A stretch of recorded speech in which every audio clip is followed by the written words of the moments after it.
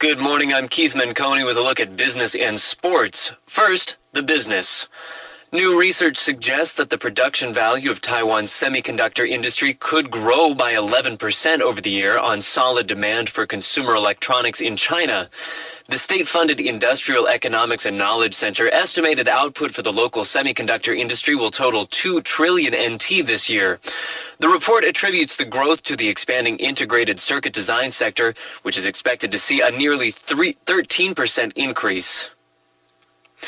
HTC has revealed that its flagship smartphone of 2013, the HTC One, will be seen in a sequel of Hollywood superhero movie Captain America: The Winter Soldier. The movie is set for release on April 4th in the U.S. HTC has posted the movie's promotional photo on its U.S. official website, but it remains unclear how the device will appear in the superhero movie. HTC spent about $1 billion on marketing last year, with more than 70% of the budget used to promote the HTC One and the flagship phone's variants. The company's promotional blitz, however, failed to boost its market share in the U.S., which fell to just under 7% at the end of October 2013. From 8% in July last year. A Taiwanese economist says Russia could prove to be a profitable market for turning around Taiwan's export-driven manufacturing sectors, particularly flat panel, IT, and machinery industries. Wu Fucheng, deputy director of the Taiwan Institute of Economic Research, made the comments at an industrial and commercial forum. Russia, which joined the World Trade Organization as its 156th member in 2012, has promised to cut tariffs on IT products to zero on the 8th year of its WTO membership.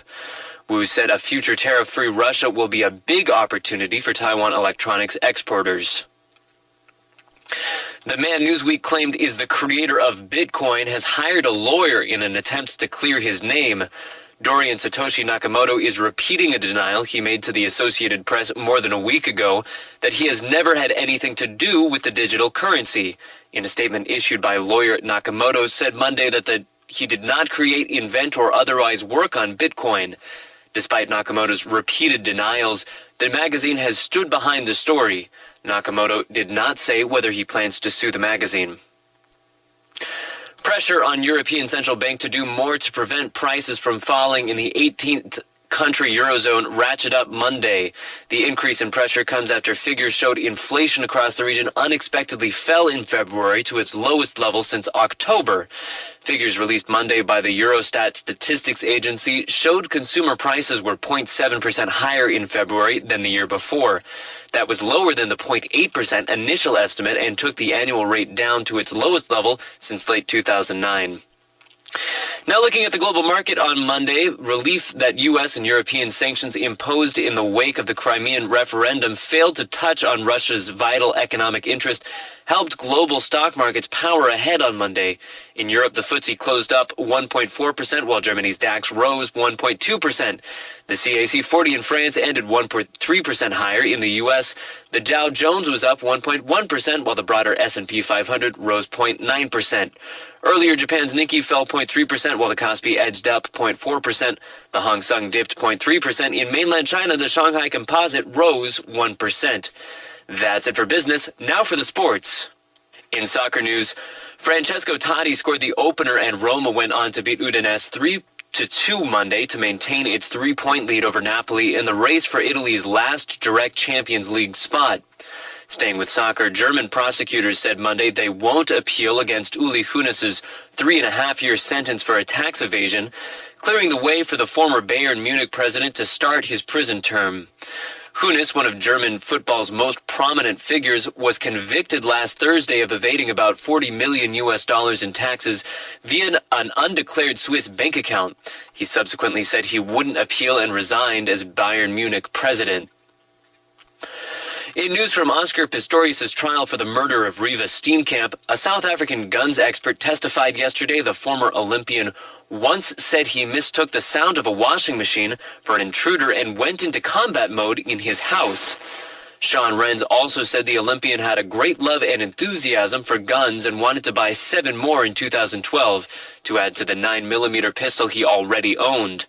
According to testimony, Pistorius asked Renz, a firearm trainer, to procure them for him under a gun collector's permit. Pistorius says he killed Steenkamp by accident, mistaking her for an intruder in his home. Prosecutors say he killed her intentionally after an argument. The Commonwealth baton route across Scotland has been revealed for the opening ceremony of the Commonwealth Games. The baton is currently making its way around the Caribbean on its tour of the Commonwealth nations, and as our UK correspondent Natalie Powell reports, will arrive in Scotland on the 14th of June. The final stage of the baton's journey will begin in Edinburgh and travels through all parts of Scotland, having passed through the 71 nations of the Commonwealth. It will tour Scotland for 40 days, ending up in Glasgow just before the start of the Games, which begin on July the 23rd. Some 4,000 baton carriers will take part in the Scottish leg of the relay. That's an average of around 100 people per day. And during the opening ceremony of the Games, Queen Elizabeth II will read out the message that she placed inside the baton before its around the World Marathon. For ICRT News in London, I'm Natalie Powell.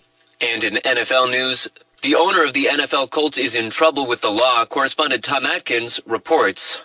Indianapolis Colts owner Jim Irsay was arrested Sunday night on suspicion of intoxicated driving after police said he failed sobriety tests during a traffic stop. Police say Irsay was stopped for driving slowly, stopping in the roadway, and failing to signal a turn. Prescription drugs were found in Irsay's car, and police officials say they did not match any prescription bottles found. An NFL spokesperson said Irsay is subject to discipline, while team officials say they are investigating. Irsay could face 1 misdemeanor and 4 felony charges. Tom Akins, Carmel, Indiana. That's it for sports. Now checking up on Taiwan's weather. According to the Central Weather Bureau, we can expect mostly clear skies in parts of the north with highs of 27 in the Taipei area, partly clear skies in most of the center with highs of 27 in the Taichung area, and mostly clear skies for the south with highs of 28 in Kaohsiung. Current temperatures 18 in Taipei, 17 in Taichung, and 21 in Kaohsiung. It's now 7:30 here on ICRT. Stay tuned for more news and information. The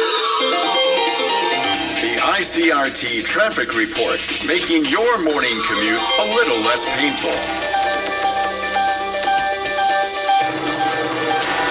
Let's take a look at traffic conditions this morning. On the Sun Yat-sen National Freeway heading south near the Sanchong exit, a box of cabbages has fallen on the middle lane. In New Taipei on Zhonggang West Road heading towards Taishan, the inner lane is closed for construction, causing backups in traffic. And in Kaohsiung, a collision has occurred at the intersection of Ziyou Road, 4th Road and Chonghe Road. That's the ICRT Traffic Report. I'm Nancy.